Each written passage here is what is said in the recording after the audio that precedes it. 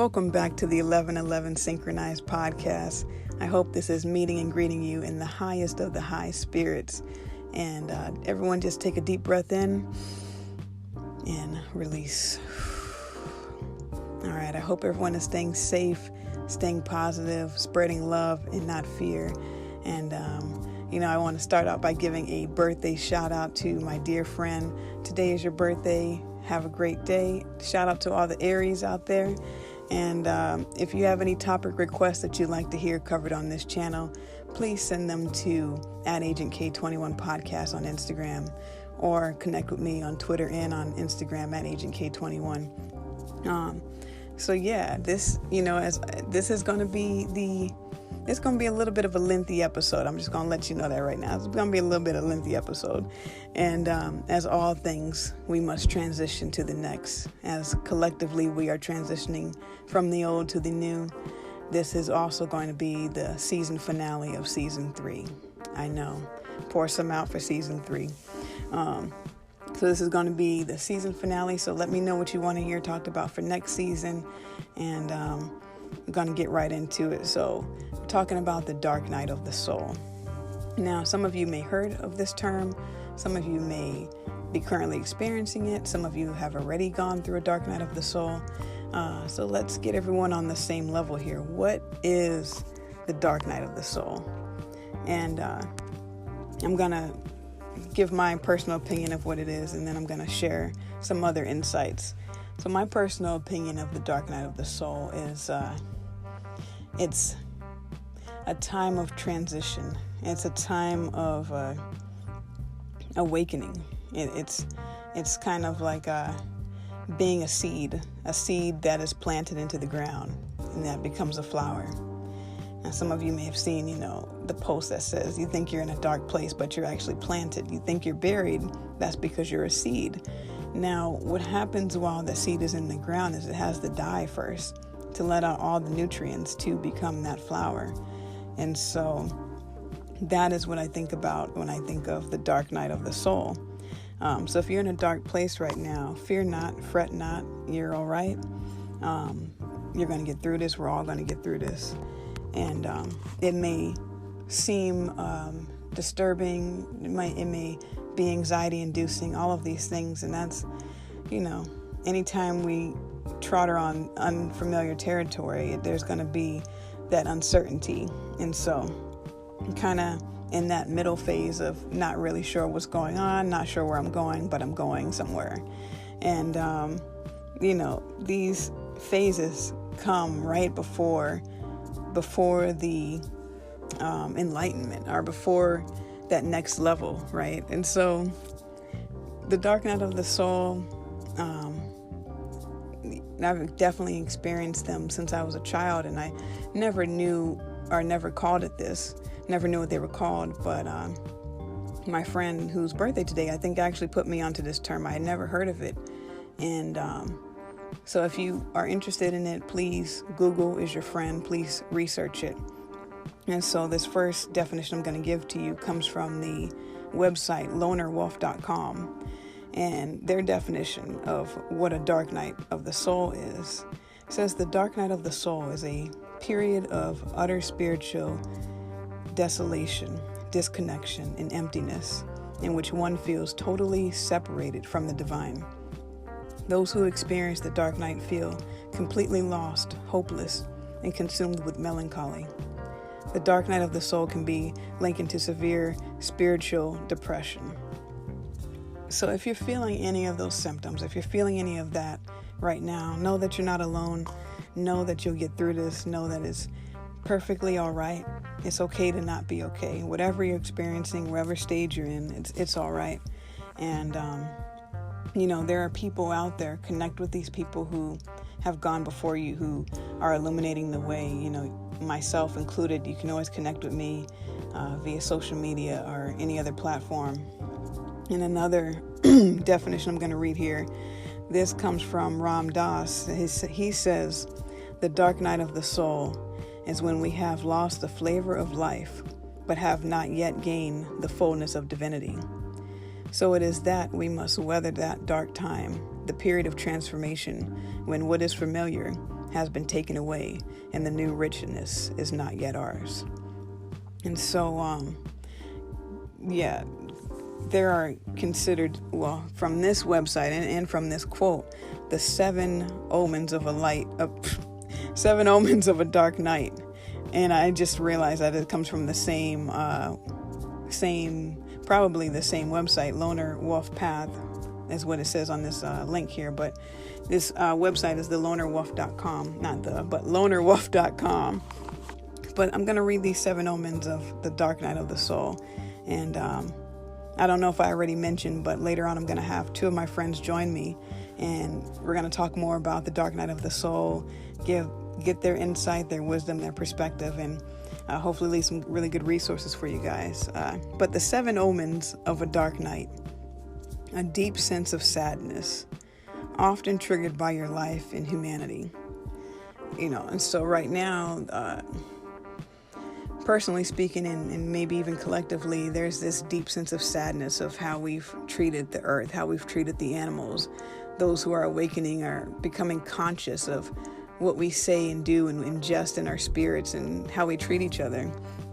And, just personally, I've always been just very emotional and very sensitive to everything around me. So,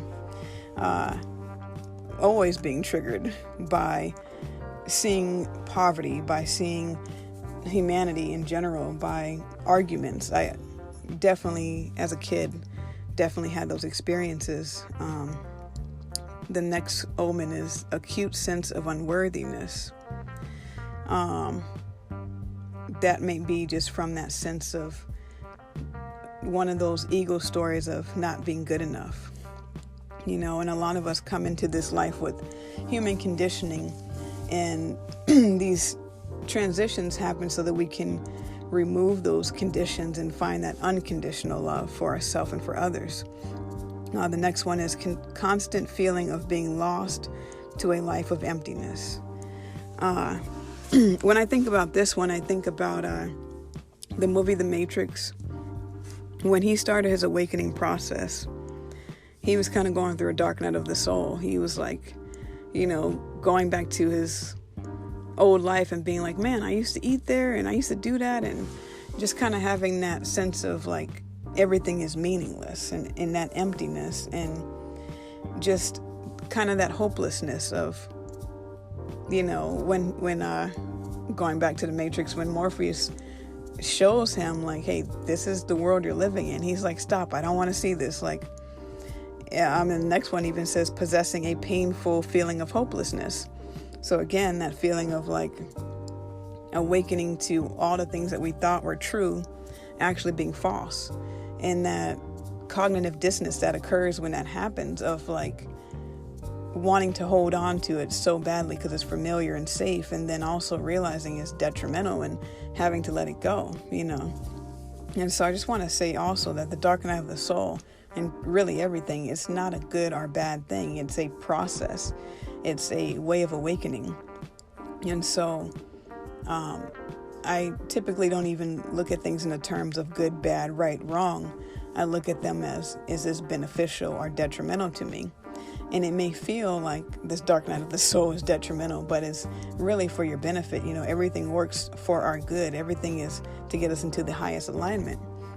And so the next one is willpower and self-control is weakened, difficult to act. So it may be hard to maintain the routines we currently had. It may be hard to just get up in the morning, as everything is uncertain. It can feel like a very powerless transition, as people are losing their jobs or their loved ones. It can feel very like the universe is against you or out of your control. And that's where the act of surrendering really comes into play. It's taking that mindset of realizing the strength of vulnerability, realizing the strength of trust and surrender, and shifting our mindset to a universe that loves us unconditionally, that's not withholding or trying to punish us, but really shifting those core beliefs that we may have inherited that could be detrimental for us. The next thing is lacking interest and finding no joy in things that once excited you. So again, that's, part of the spiritual depression, and it's kind of like the way I feel is that it's like removing the mask of all that you thought you were. You thought this was cool when you were younger. You thought that was whatever. And it's like, that's not really you, and so it's removing all the things that are inauthentic to you to replace it with the things that actually spark your soul, that actually make you find joy. So if you find yourself not interested in your old friends or your old ways, it's probably because there's a new path to open for new ways of being, new ways of becoming. And the last omen says, you crave for the loss of something, a distant place, or return to home. And so we're all walking each other home on this journey. Everyone we meet is a mirror reflection of something that we need to learn. And, I know when I was younger, I never felt like I belonged here. And always yearning for home, always longing for home, not sure where home was, not sure if that even existed, but just knowing there's something better than this, there's something out there. And you may feel that grief process. You might be grieving the loss of what you once knew to embrace what you truly are and where you truly come from.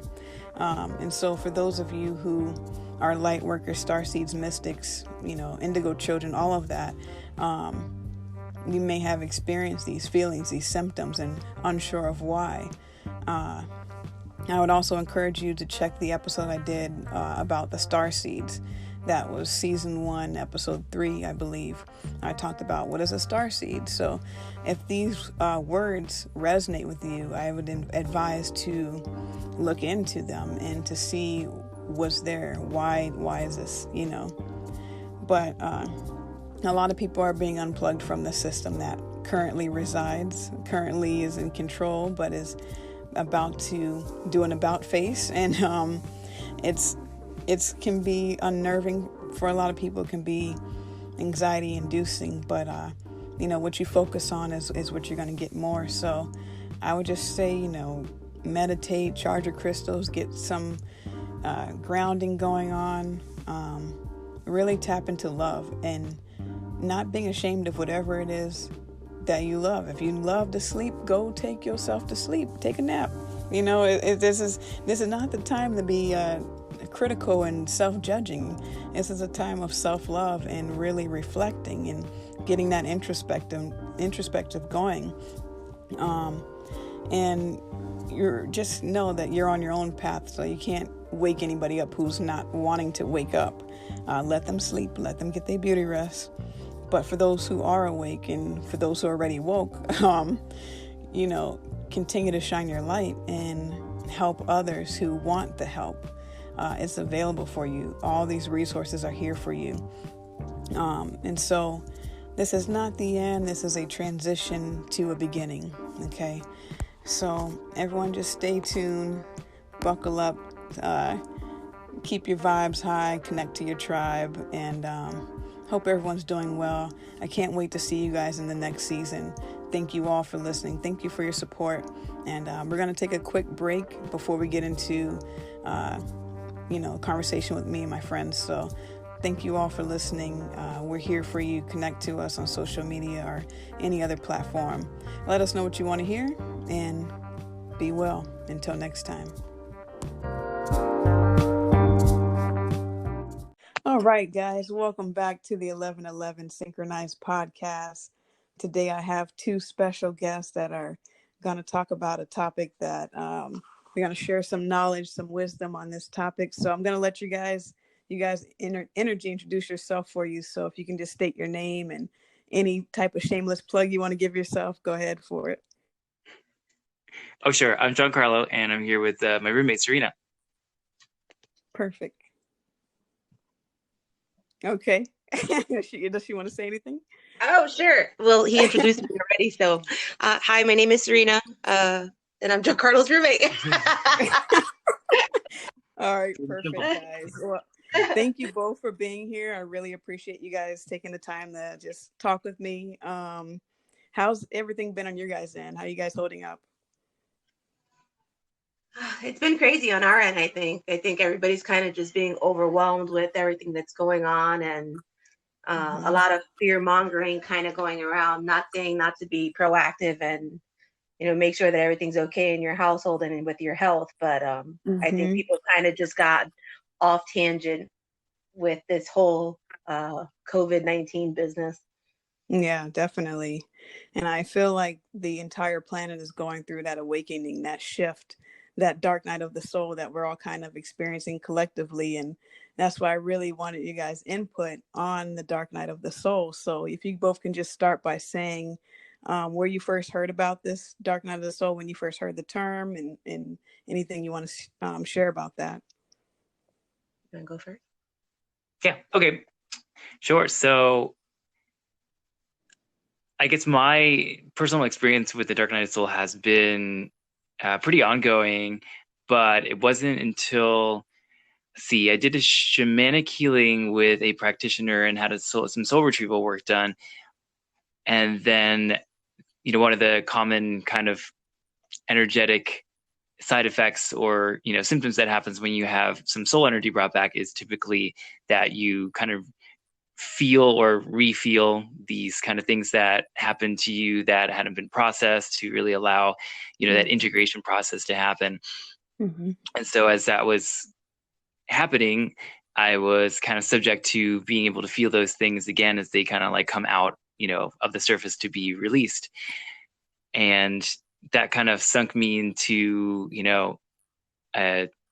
what do we call, like, a spiritual depression, right, where it was just kind of like, I don't really feel anything, going on. I don't really feel like doing anything. And, I don't really, Mm-hmm. it's just like, yeah. So I was following a podcast that I really enjoyed, that was specifically kind of like talking about like gay men's issues and like gay men and spirituality. And they had a really good topic pop up pretty much right on cue, that was talking about the dark night of the soul as well. And there's some illuminating kind of things coming from that perspective too. The first time I heard about it was probably a few months into my spiritual journey, when, of course, people talk about it on message boards and things like that, and kind of referred Mm-hmm. to the book that was written by St. John of the Cross about the dark night of the soul, which kind of recounts his own personal journey into that really, really dark space for him. So, but until I kind of listened to this podcast and really come to grips of how it relates to me and what was really going on, because it's a very, very personal kind of journey. It's not a blanket thing for everybody to go through. Then I was just like, oh, okay. And as soon as I became aware of it, that's when it started to kind of shift things for me. So I'll let Serena go. I think for myself, the first time I think I heard the term, the dark night of the soul, was, I think, more around like 2011.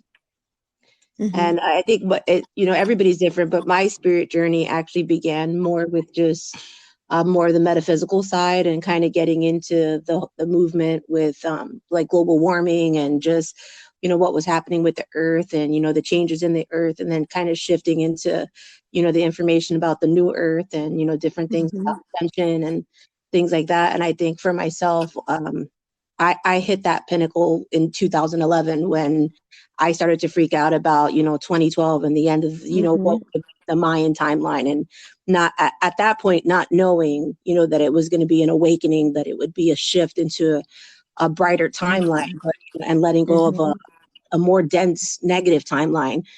And in my, hindsight's always 2020, and where I'm at now, I look back at how fearful and scared I was back then compared to now, is crazy. But I think a big part of it is most people don't realize the dark night of the soul is not something that stays with you forever. It's, something that you kind of transition through as a spirit, as an, we're humans having a spiritual experience, like we're not, is that how you say it? We're spirits having a human experience. Sorry.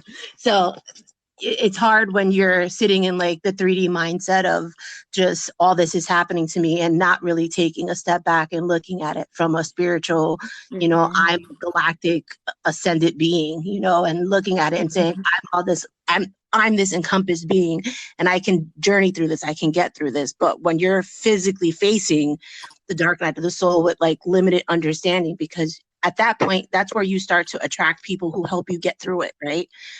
But when you first feel it and you start asking questions about it, you don't know what you're feeling. Like you're so confused about what you're going through and the depth of how sad it is, you know, like it's just very overwhelming. And I think you had a good point to say that collectively right now, I think humanity has shifted from, you know, this negative timeline to this positive timeline. And all those who have not been awakened up to this point with this COVID-19 and just with everything that's going on in our timeline currently, you know, a lot of people are experiencing the dark night of the soul now. They're going through it time. And, you know, you have all these way showers, you know, people like the three of us that are talking about it, being able to, you know, shed some light on it and say, listen, you're going through it, but you're going to get through it. Like one of the things that I say to a lot of people is this too shall pass. You know, this is something that as a collective, you know, as humanity, we're going through it, but we have to remember when you take a step back from looking at just a 3D timeline and looking at things linearly, we've already gotten through it. We're already there. It's already done. It's already passed. You know, you just have to, you know, kind of just go through the motions, stay safe, stay healthy, do what you can do, keep your mind centric to, you know, just love and a higher vibration. Don't get wrapped up in all the crazy, because it's easy to get wrapped up in the crazy. I mean, explaining to my roommates earlier, something most people don't know is that I'm almost 8 months pregnant. So for myself, I had to venture out to the supermarket today, and I worked in the medical field for years, you know, and I've helped, you know, to save people's lives. And I've gone into a patient's room and, you know, my patient was already, you know, deceased. You know, it's a difficult thing to be in the medical field. And I was in my car, and for the first time I had to put gloves on to get out of the car. And I started to cry and you know, I'm at the last month of my pregnancy. So it was very overwhelming, you know, to feel like, oh my God, this is our reality right now. You know, and then I went into the supermarket. Well, it took me 5 minutes to calm down to get into the supermarket. And then when I finally got in there to see all these people walking around with masks, it's overwhelming, you know, and even for myself, for someone who kind of resonates in a higher vibrational place, it's like, you know, this too shall pass. I was even overwhelmed for a minute, you know, when you're stepping into places of such low vibration. And then when I say that, I mean, there's so many people with the consciousness of fear when you step into a supermarket or when you go out in general. It's like literally better to stay home where you can keep your energy and the vibration of your household at a higher attunement, because stepping out into the world, you are interacting with people who just don't understand what's happening, you know. And you know, the dark night of the soul, you know, right now, for some people it can be a day. For some people, it can be a week. For some people, it can be years. You know, it really just it's where you align your perspective, where you align your vibration, and, you know, God willing, you start to align with people who can help teach you versus just, you know, kind of going down the rabbit hole and not finding your way out of it. Yeah, absolutely. And thank you both for sharing. And I can only imagine how overwhelming this must be, especially for people who are pregnant or who have to travel or work in the medical field. Like I just got off work not too long ago because I'm a counselor. And so I had to just, you know, meet with a bunch of clients today and just kind of sensing that overwhelming feeling. Luckily my clients are children, so they're kind of lighthearted about it and not really understanding the whole impact, but it can be a lot when, like you said, there's so much fear program out there, and it's people thinking things are happening to them and not for them, and having to shift that whole mindset. So thank you both for sharing that. And what would you say, what advice would you give to people who are ingesting and consuming so much fear right now? What kind of advice would you give to them? You want to go first? I think for myself, I would tell people, turn off the TV, log off of Facebook, get off of IG. You know, there's so many things, you know, it's okay to, you know, engage in social media. It's okay to know what's happening in your community. It's not okay to get absorbed by it. You know, one of our friends, we have a WhatsApp for our spirit group. We have, you know, a weekly meditation group that usually meets. This is the first week we're not meeting. because of, we have to comply with what the government regulations are. But one of the ladies posted into our group that she had heard about a 15-year-old who was getting ready to, she had attempted suicide because in her household they were playing the news all day long. And she was so terrified about, thinking that her mother could get this, her brother could get this, that her family could possibly die from this. And I don't think people are realizing, as an adult, you have the capacity to kind of deal with things differently than children. And it's our job to protect our children. It's our job to protect our families, and it's a lot easier to understand. And I tell people, be careful where you align your perspective. It's not that I'm not prepared. In our house, we disinfect. I disinfect every morning. When we go out of the house, we come in, we Lysol the bottom of our shoes. We're engaging with understanding the 3D reality that we're living in. But energetically, we try to align with a 5D mentality of saying, this is happening, but it's not happening to us. And if you have a low vibration energy field, you're going to attract sickness. Sickness is a dis-ease of the mind, and if you start to sit in a place where you're just always constantly worried, you're going to attract more sickness to yourself. So it's really important to stay hydrated. It's really important to meditate, to, stay in a place where you're attracting more love and light than, all this crazy sadness that's going around. You really can't do that to yourself. The best thing you can do is unplug. I mean, you want to go onto social media, go ahead, surf, talk to your friends. But once it becomes something that's so overwhelming that now you're just engaging and sharing the fear mongering, it's not helpful to you and it's not helpful to your community. Right.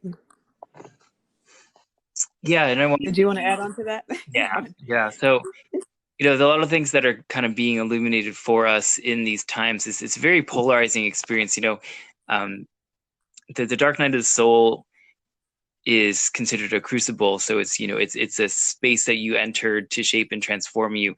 And we have many different crucible experiences in our lives, and they're really meant to kind of shape our evolution or our growth. In some cases, this experience will either reform you or completely break you and force you to look at another avenue of growth, because you might have to start from square one or square zero, as it were. And so this whole experience is kind of happening for the collective en masse, and there's a lot that's being shown to us in terms of where things have gone wrong, where things are no longer working. And that's kind of what the dark night of the soul as a teacher has for us individually. But now it's happening to the point where we can all see what's going on. Yeah, we can all kind of see the outcome and the echoes of that into our major reality. Because as a collective, we all have one higher self and we all have one shadow. And so the dark night of the soul kind of calls you in to go deep within yourself and find those dark places to understand what's keeping you from moving forward and what's keeping you from progressing, or the things to really sit there and analyze the things that no longer work. So we're getting those prime examples of that in the things that continue to try to shut us down, that are using themselves as conduits to spread to fear. So you have the media and the government and the social media platforms. They've all kind of shown their dark side to us. And we've always known about that. We just kind of tolerated it and let it go, or so we're just kind of bypassed it for the sake of illuminated.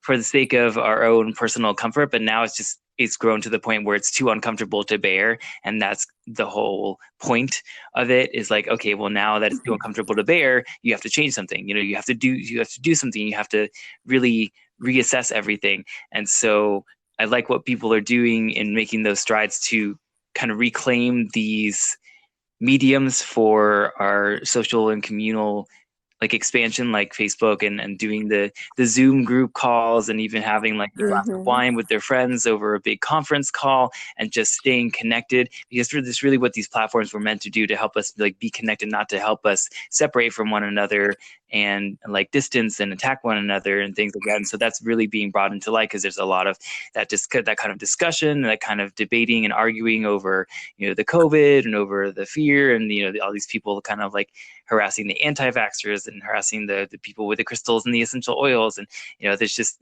all these people looking for excuses and looking for things to blame, and really kind of emphasizing that victim mentality that's become so rampant in our community.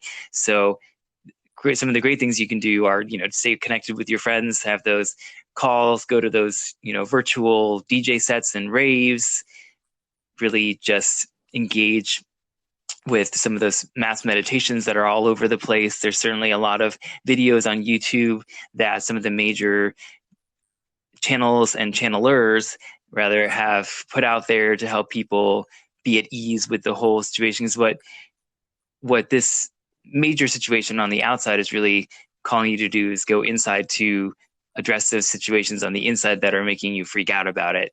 So once you kind of overcome the outer facade, like the outer lying layer of the global situation, you can really get down to the work that you need to do on yourself. And it's just giving you a container was what it is. Crucible is a container so that you can do this space. And what's a quarantine? It's a container, right? It's a container that you put yourself in to be safe and to heal. And so it's all about withdrawing and being able to have your own space back and not have to worry about all the people in your lives that keep taking your energy or that are, toxic unknowingly or knowingly to you, and helping you to kind of root out some of those things and get back to you, like the base core of you and what's your foundation of you and what is your energy like, and not picking up on all other people's stuff. And so we kind of spiritually have that element available in a lot of the practices we do. Like, some of the cultures, like let's take the Omnis, for example, when they get a piece of furniture, they leave it outside for like 2 weeks, for the earth and the wind to cleanse it.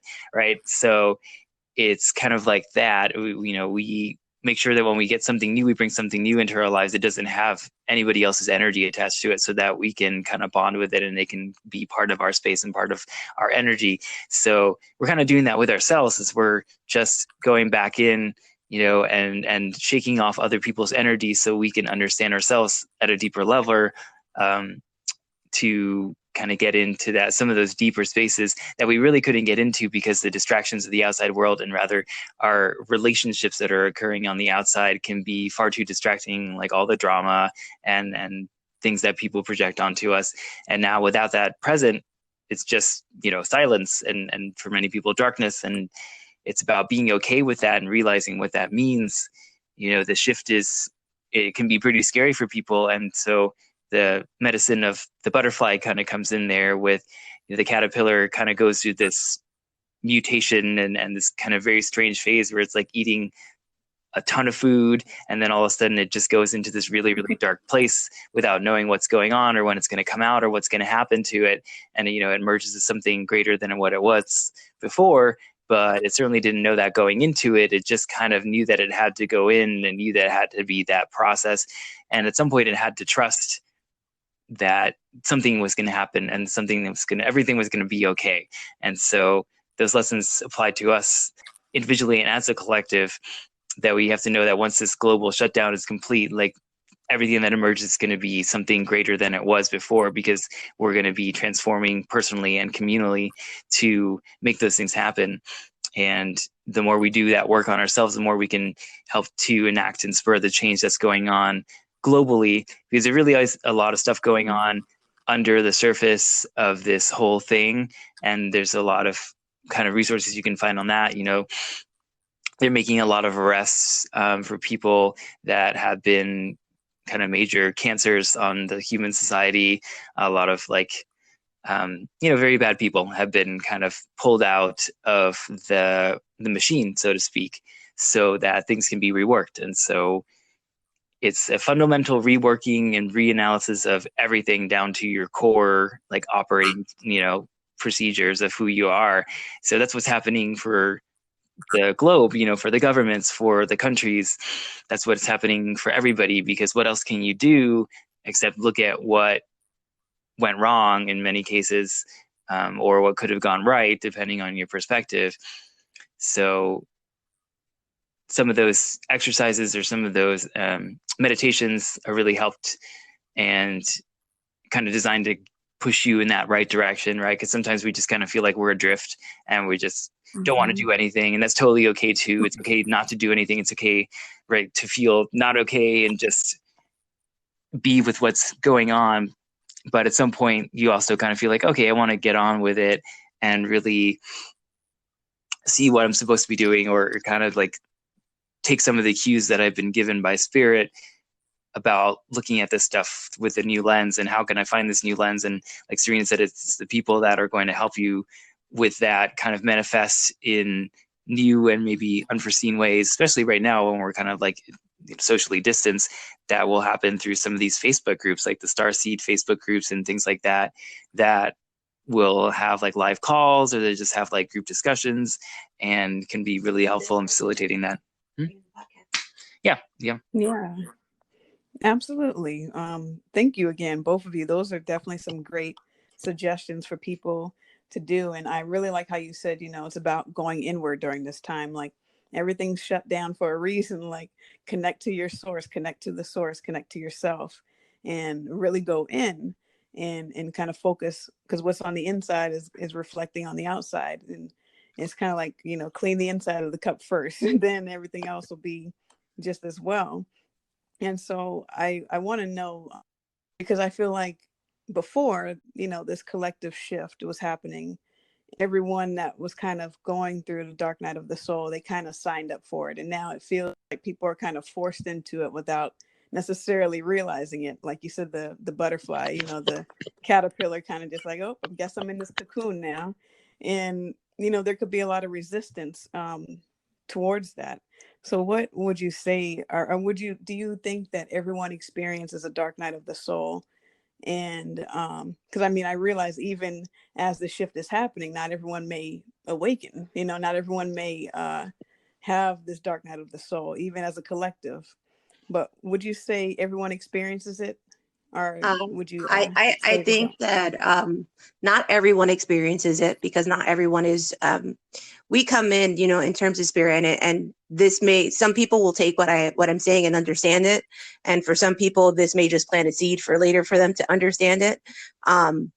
But we come in with contracts. We come in, with an understanding. We're more than this body, right? So we're more than this 3D vessel that's experiencing life currently. And before we come here, we come with an understanding, we come with a mission, and we come with something that we're coming to achieve. So no, I don't think everybody will have to go through the dark night of the soul, because you may have gone through that in another life, where in this lifetime, you don't need to go through that. Do I think people are being forced into it? No, because we all have contracts. And if you're here on this planet at this time, you're meant to go through this. Think about all the people that have passed, all the people that are now in spirit who are not taking the ascension wave the way that we are. Right. They're experiencing their ascension through the space of spirit, where they're guiding us from the other side. But we're still here. We get up every morning. God's not finished with us. God, Goddess, spirit, universe, whatever word you want to put on it. We're coming in with this force because we're meant to be here. We're the way showers. We're here, even if you don't understand that. There's an example that's called like the 100th monkey syndrome. And humanity represents that. We've gotten to a place where we've tilted so far into the light, where so many humans are awakened, that now the rest of humanity is awakening. And it's not that they don't have a choice, but energetically they've been put here because they're meant to do this with us, even if they don't understand it. Even if right now, like I said, even if this is me just planting a seed for someone else to be like, what's ascension? What's that? I don't even know what that word means. Let me look it up. There's an awakening of Christ consciousness, and you can say Christ consciousness, you can say Christ consciousness, you can say the human mind awakening. There's so many words that you can use for it. I would suggest Googling all of them if you've never heard of it. But we're meant to be going through this right now. The dark night of the soul is just a fraction of what our journey is, because that little tidbit awakens you to so much. Like when I thought that the polar caps were melting and that the world was going to be imploded, like that terrified me. But that was 10 years ago. That was 10 years ago. And 10 years ago, I was so fearful that I said to myself, I don't want to have a child in this. I would never want to get pregnant. Why? Because I'm terrified that I'm going to have to carry my child to the top of the hill with water raging. Like that's how fearful I was. And here I am now giving advice to other pregnant women saying, you're giving birth to little earth angels that are transforming this earth. We're bringing in children that are so cosmically aligned that they are going to change and help change this world. That's a big difference between now and 10 years ago, where I was terrified about it, and I think so many people are just scared, and they're scared rightfully so. But at the same time, once you open up to the spirit that you are, this isn't about other people. This is about the energy that exists as who you are, contained within that vessel of who you are. And once you can connect to that, there's no fear, because now you know that you're more than just a human.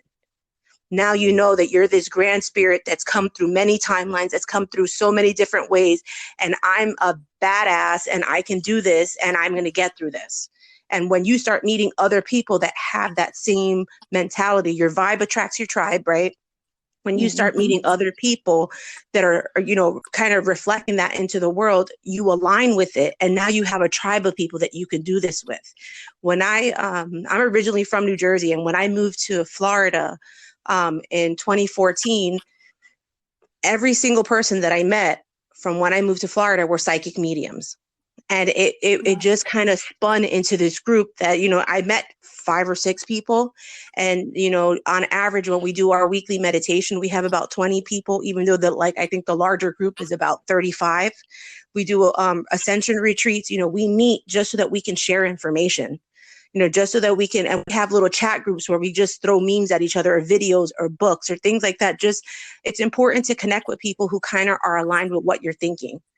But it's important for us to lift each other up. It's important for us to do things like this, because this is how humanity changes.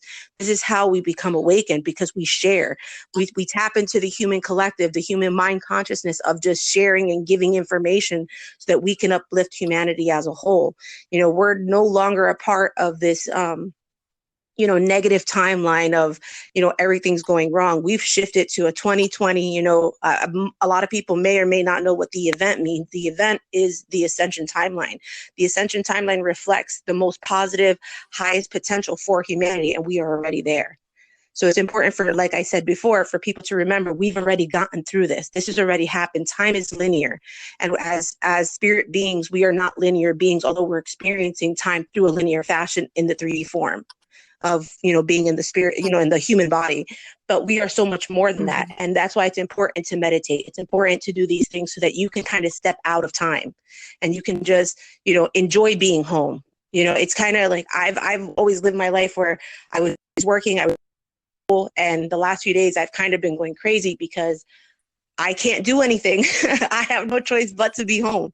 So what do? You read books. What do? You talk to people. And it helps you to engage. People are connecting with their children again. They're connecting with their parents. They're connecting in a way that before we had technology, we forgot how to do this. We forgot how to interact with other people, and we're getting that back. We're getting back, the animals are literally walking around the street. Like, there's the pollution is starting to go away because these factories are shut down. Gaia is healing. This is a time of healing, not just for, like John Carlos said, not just for the person, but for the planet, for government, for everything. There's so many things that are shifting, so many things, so many layers that's happening during this time of just, this pandemic that's happened. That it's kind of like, a blanket over the world. That's one aspect of it. But when you pull it out, you have the fitted sheet, you got your pillows, you got your mattress. There's a bunch of underneath that quilt that's sitting on top of the bed. There's so many layers to what's happening here. And it's important for us to remember that there's more to it. It's not just the sickness. There's look at the little synchronicities that are happening because of it. It's a silly thing, but it's not negative for everybody. For example, my brother, his wife just gave birth. And had this pandemic not be happening, he would have had to be at work, and he would have basically missed the delivery. He would have missed, every moment of that first 2 months of his son's life because he had no choice but to be at work. This has allowed him to be able to be there at his son's birth. It's allowed him to be a part of his wife's experience as being a first mom, and there's little things. It's not like that for everyone, but you kind of have to take a step back and look at it, that it's not negative for everyone dying from this. There's a lot of people who are recovering, and that's just not being shared in the media. You know, there's a lot of countries that are working together because of this so that they can get the vaccines out, or, you know, the solutions of how you can handle this out. There's so many other things that are happening that are positive. They're just not being shared.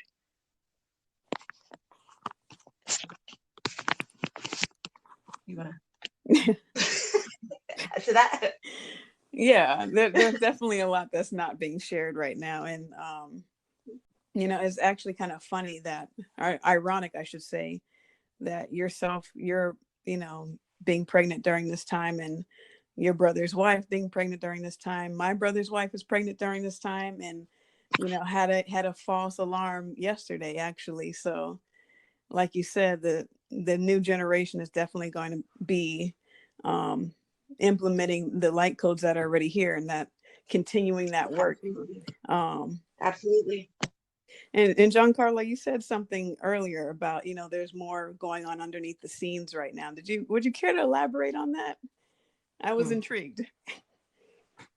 Well, there's a quick pic that I'll send you that kind of talks about the three-dimensional, fourth-dimensional, and like fifth-dimensional lens of what's going on with the coronavirus. There's been some other channelers that have kind of come through with messages from Gaia and from other beings about this whole process. But, you know, basically as the 3D world is kind of like unraveling itself as a result of this global shutdown, they're taking that opportunity to say, like, you know, all these borders are closed for all these countries, so, you know, getting in and out is a lot harder. So there's actually a lot of like covert military operations going on to kind of bust and track down a lot of the cabal elite, or these, you know, kind of black magisters, or what would you call them, the oligarchy, that have been, the cabal is basically the oligarchy that has been like ruling, controlling, and manipulating humankind from behind the scenes with the other beings and things like that have been interfering with our process of ascension, and, you know, kind of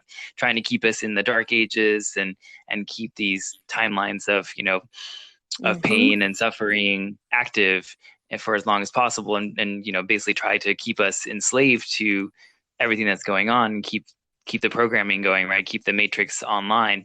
So a lot of those agents and like those big players in that stuff have been tracked down and like eliminated or like arrested because of this, you know, kind of blessing in disguise that is all of the countries freaking out and closing their borders and stuff.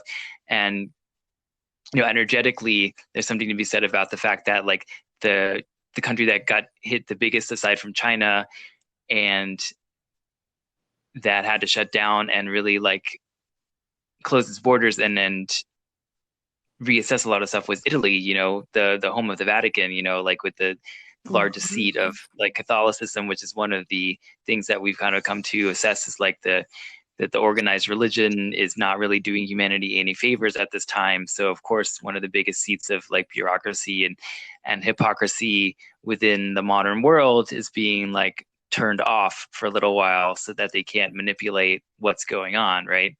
And also forced to kind of reevaluate some of the stuff. And the people, of course, that have relied on that, they can no longer be dependent on that anymore because that is being taken off the table. Yeah. So there's some sort of, you know, interesting counterplays in effect about that. If I could add, not just the change in like how we align like spiritually, because, you know, some people really align with just the religious stuff. There are a lot of aspects that are happening with the global reevaluation of currency. You know, we're going to have an economic shift. You know, in 2015, they signed the Paris Agreement, which was supposed to switch us back to a gold standard. And I think like 209 countries signed it, and it's been really hard for those who are aligning with the side of the light to really get this bill pushed into place, where now every country, it's basically like saying, like the US dollar would be $1 anywhere you went. So in any country you go to, the dollar is $1. And every country would be represented by the value of what their actual country has. So for example, Africa would come up to be one of the most predominant countries leading in the economic balance, because they have so much diamonds. They have, you know, the value of the country itself. They're high valued in what they can produce out of their own country. So we're moving toward a place where the government has to shut down. what is it? Like, it's almost going to be like the Great Depression all over again, but it has to be that way so that this shuts down, so that we can have this economic reset, so we can have this balance, because to have 1% of the world like be the controlling elite is not where we're going as a culture anymore. That has to shift. You know, you like Giancarlo was saying, you have like 3 levels to what's happening. You have the 3D version of saying, you know, oh my God, what's happening? Everybody's dying, you know, like the world is falling apart. Then you have like the 4D version of saying, you know, this is okay, this too shall pass, but, you know, the cabal is being arrested, and, you know, major shifts are happening in the government and the economic system. And then you have the 5D version of just allowing. And the 5D version is just, you know, this is happening, we're meant to be here, and I'm just going to anchor love and light while this is all happening. You know, you choose your perspective of how you kind of want to align with the economic reset. You choose how you want to align with and it's really not just an economic, but like the literal global reset of humanity. Because we now, after this, life will never be the same. What you've never heard in the history of the world, all countries shutting down. This is the first time this has ever happened, you know, where it's been so significant. And what's crazier about it is that the underlying fact that more people die from the flu than they have from the coronavirus. You know, that there's honestly really no reason for us to be having a global pandemic when we've had worse pandemics than this. Why now?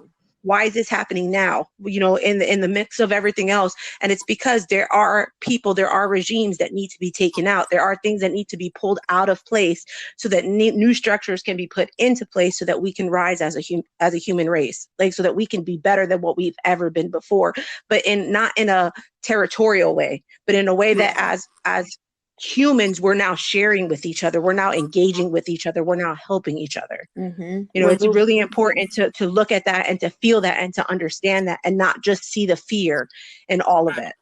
Yeah, exactly. Because we're moving to the unconditional love. You know, we're moving to healing the planet and actually recognizing the oneness that we all are in, that we all Correct. are. And, you know, it's like this whole virus, you know, it's like the Matrix. They said, the agents were like, you know, you guys are a virus. The human plague is a virus. And what does a virus do? It attacks the system, you know, and all these systems are being dismantled for this time to usher in that 5D, usher in that new earth. And so for those who have kind of signed up for it, who are experiencing this dark night of the soul, what happens after the dark night of the soul? Because I feel that we're kind of moving towards a mass awakening. And you said people are going to attract their tribe and actually find their homes and things like that. But what happens after the dark night, from your guys' perspective? Freedom.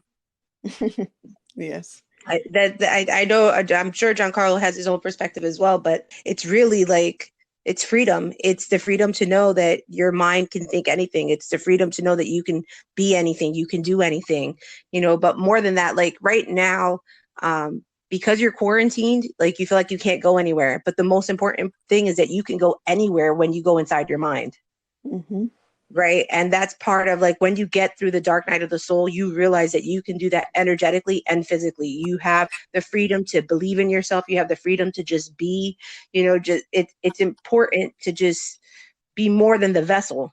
And I think that's what the dark night of the soul gets you to. It gets you to that point of realization where you're more than the vessel. You know, you have this ability to, you know, everybody's psychic. Everybody can channel. Everybody can heal.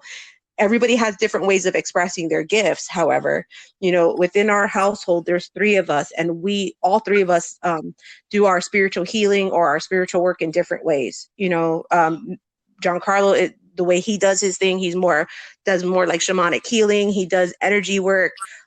Myself, I like to do channeling and I like to do healing. Our other roommate, she's just a plethora of just a little bit of everything, and we all do our work differently.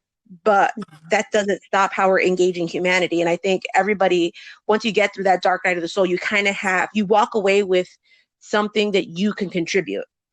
You know, you find a way that you can now contribute to humanity in a way to help other people. And then you find your calling, and now you can go out and help someone else, get them through the dark night of the soul.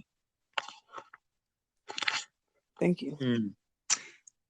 Yeah, I think the biggest thing that comes out of the Dark Night of Soul and is change, actually. So one of the biggest things that it's meant to do is inspire change, like a complete revolution internally of what's going on in your life and what are the biggest factors in your life and what are your desires, your goals, and your dreams. All that gets reevaluated, and so do all the tools and thoughts and things that you had, all those beliefs that you had to get challenged now, because it's meant to bring you to the point where you completely shut down, like meant you to like completely slow your movement down to like zero inertia, so that you can sit in that stillness, right? And really engage with, okay, what isn't allowing me to move forward right now? And why has this brought me to a complete standstill? And that's to really show you that a lot of the tools and belief systems that you have are no longer serving you. Many of the relationships you have are no longer serving you, and you're meant to slough them off and to go into this new container and really redevelop yourself and come out a new person, right? And that is another thing to add, is that it's not the dark night of the soul, it's a dark night of the soul. Many of us have these experiences multiple times, especially being spiritual practitioners. There's a lot of times where the things we deeply held and believed in no longer serve, and they're not relevant to the timeline that we're in now, and we have to leave them behind. But the more we cling on to them with the ego and the rational mind, thinking that these things worked before, they should be able to work now, some of these things really become less effective and they become denser tools, and they're holding us back from receiving some of these new technologies and abilities that are becoming available to us on these lighter areas or timelines, as it were. So many of us go through these revolutions many times, especially working with, some of these deep shadow work stuff and these psychological kind of processes and spiritual healing. It happens a lot more often and a lot more frequently. But the thing is, once you get through kind of that first major experience and you start to understand, the more awareness you can bring to the stuff that you're having, instead of just trying to bypass it or not feel it or just freak out because things are not okay, then things pass through a lot easier. Everything gets like kind of spiritually smoothed out and lubricated, and the whole experience is meant to soften you, because that's how you'll be able to change. It's like you have to soften your form before you can kind of take on a new form. You have to become like water that can take on the form of anything that it's put into, and you can't be rigid in your beliefs. You can't be rigid or stern or stubborn, because you're just, instead of moving through, you're just going to hit that wall of that rigidness. So these events and these feelings are meant to soften you up, and in many cases, if they don't soften you up, then they're meant to break you completely, so that you can go back to your original components and kind of reform yourself. So one of the big sayings is that you have to go to a breakdown to be able to have a breakthrough, right? Many of the times the vehicles that we think are going to carry us into this newer dimension of ourselves are just not adequate. And so you end up with a square peg round hole situation, and you're like trying to like pass through this, gateway with the wrong stuff. You don't have the clearance. So that's what it is the breakdown, and being okay with this stuff that's happening, and really just allowing yourself to like cry and just feel all this stuff, and just to completely think that you're losing your mind, and have that be okay, and just let it happen. And once it does finally happen, that's when you'll be able to kind of look at everything and just be like, oh, okay, that was supposed to happen. And oh, okay, all these things, I'm not looking at them the same way anymore. So now I can actually move forward through this new space that I've created, through this new container that I've created, that ends up being something bigger and better for me. But there's a lot of that happens. And I used this before, but there's the lobster analogy. And so when a lobster, which is an animal that never ceases growing, right? When it reaches a certain point where it's grown too big for the shell that it currently has, which is a fixed thing, it's rigid and it's meant for its protection, much like the human ego. When it outgrows that, it feels an intense pressure that builds up the more that it ignores it, because eventually the shell is going to crush it, right? Yeah, it was breaking up a little bit. Go ahead. Got it. Well, so that's the lobster's call. It's an instinct that it has to respond to that, to find a safe place for it to be vulnerable. So it goes and hides away under a rock somewhere where it can be alone, and it can shed this shell to allow itself to be vulnerable, and meaty and pulpy and stuff, and soft, right?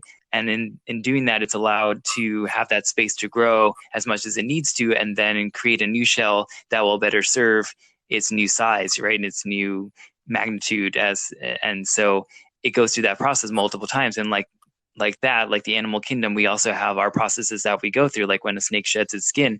So that happens multiple times for us. And that's what happens, is the mastering of that ability to recognize when that's happening and say, oh man, there's a big shift coming. I need to be vulnerable, and I need to really feel my feelings, and I need to not hide from myself right now, and find that safe space, whether it's by myself or with a group of supportive people that can help me. Then I can shed this exterior that I have that's too tight for me now, and move out of these comfort zones to expand myself. And then I'll arrive at that totality of that new being that I am. So that's what it's about. It's just a process that occurs multiple times. And sometimes it occurs to us here a lot more, because there's previous lives where we haven't done any of that processing, and where we have allowed the cage or that shell to crush us alive, because we have refused to answer the call, or we've refused to follow our spirit's instinct to go within and to go and be vulnerable. And we've chosen to align with the harsher truths of the realities, and choose to think that, it's just something that's happening to us, and we're victims and we're helpless, and we're just gonna die, and there's no other way out. So a lot of us are doing it frequently now because we're making up for lost time, so to speak.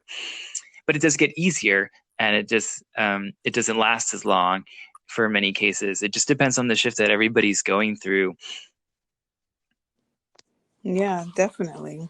And like you said, it is an individualized process, but I really appreciate the metaphors and analogies you use, and also just clarifying that it's not the of the soul, but it's a dark night of the, as it continues. Now, before we close, Giancarlo, you mentioned a book. What was the name of that book that you mentioned? Did I mention a book? The poem, with Dark Night of the Soul. Oh, right. So it's St. John of the Cross. He wrote a series of books called The Ascent on Mount Carmel. I think they're pretty lengthy. Some people just go and read the book, which is like the second one in the series about the Dark Night of the Soul. But I think that I've heard that it doesn't have as much context without reading the first part of it. So, granted that this is just one person's individualized experience, and it's a pretty lengthy account of that. But there are some shows on Gaia that kind of talk about it and kind of extrapolate some of that stuff from it without necessarily having to have you go read the whole thing. Okay, awesome. I just want to make sure I can get all the resources out there. Is there any last closing words you guys wanted to say? Anywhere we can reach you guys, or any other resources you have that you want to let the people know? Yes. If I could give you a few little tidbits, something that we do, when we get together is we channel energy. And one of the things that I'm really blessed to be able to do, and I'm kind of like, I was going back and forth with whether or not I wanted to share, was the last channel message that I wrote. I channel a group called the Collective of Nine. They're galactic beings, and they come from many solar systems. It's not just one solar system. So some may be Palladian, some may be Arcturian, some are Lyran. And the last message I received while we were in our group session this past Tuesday. And although the message itself was for the group, if you would allow, I'd love to share it with you guys. And it'll be like 2 minutes or so, maybe less if I read fast. Absolutely. But I do want to share it with you. If you could hold I would be grateful if you did. And then, so I'll just get through this first. And this is in regards to, what's going on with COVID-19. Okay. So this is channeled message from Tuesday, March 24th, 2020. Celebrate, for you have already gone past this moment. Celebrate because humanity has already prevailed. Through time, you are realizing, but without time, it has already happened. Humanity has lifted its energy to the 5D. You must all stay aligned. Stay aligned and do not allow what seems like the end to force you back into a lower vibration. Thank you for your effort. Thank you for your love. Because of you, the light has already won. Because of you, kind spirit, many are free. Many more will continue to find their path to ascension through this now moment. Love is such a splendid, miraculous thing. The energy of love transcends through time and space and beyond. Anchor the vibration of love. Anchor that moment when the Om begins to form on your lips, and the moment when the vibration fills into your spirit. And continue to share with the world Om.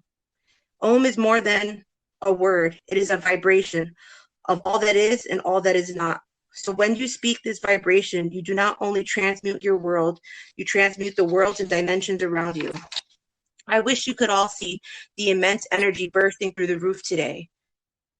Feel it, but I wish you could see it.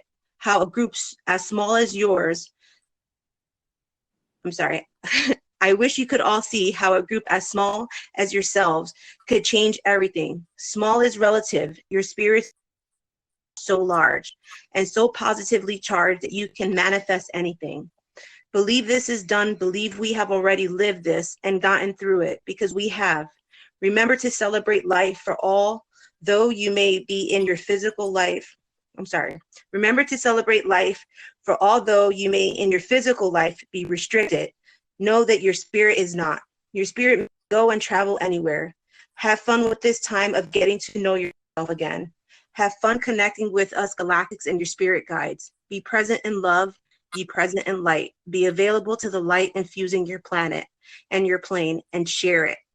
Anchor it, emanate it into the reality you are. The crystals that you are connected to source light codes have activated in you. You are the pillars of infinite light.